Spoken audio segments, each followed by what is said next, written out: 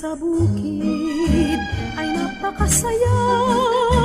Wala kang ligalig kahit na anong oras.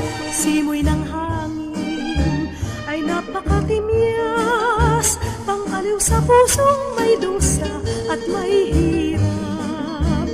Dito ang tao ay pawang masipag, at halos sa bukid ang gawa nilang lahat.